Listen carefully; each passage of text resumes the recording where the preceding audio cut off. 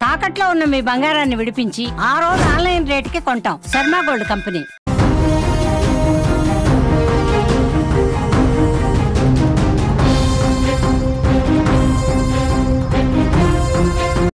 జమ్మూ కశ్మీర్లో ఉగ్రదాడిలో తెలుగు రాష్ట్రాలకు చెందిన 3 పర్యాటకులు మృతి చెందారు.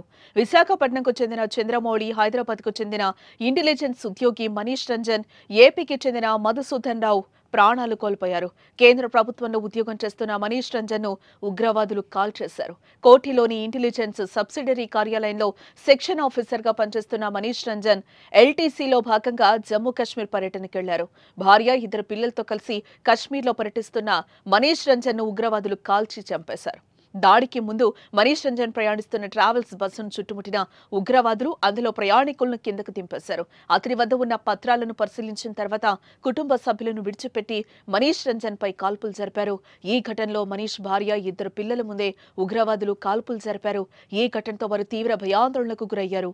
ఉగ్రవాదులు దాడి జరిగిన సమయంలో మనీష్ కుటుంబం బస్సులో ఉంది. బస్సు నుంచి కిందకు దింపి పేరు అడిగి గుర్తింపు కార్డు చూసిన తర్వాత తలకు గురిపెట్టి కాల్చేసినట్టుగా కుటుంబ సభ్యులు తెలిపారు. బిహార్కు చెందిన మనీష్ రంజన్ ఉద్యోగంలో భాగంగా హైదరాబాద్లో పనిచేస్తున్నారు. 2022లో హైదరాబాద్ బదిలీపై వచ్చారు.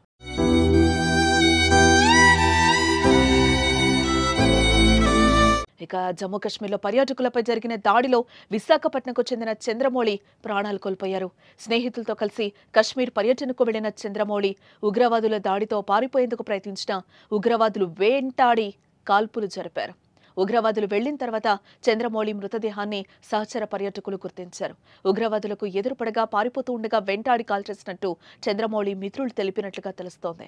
మరోపక్క ఉగ్రదాడుల్లో ఏపీకి చెందిన మధుసూదన్ రావు అనే పర్యాటకుడు కూడా మృతి చెందాడు. ఏపీకి చెందిన మధుసూదన్ రావు బెంగళూరు ఇందిరానగర్లో నివసిస్తున్నారు.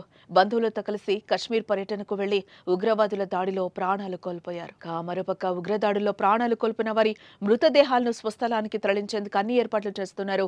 ప్రత్యేక విమానంలో మృతదేహాలను తరలించనున్నారు.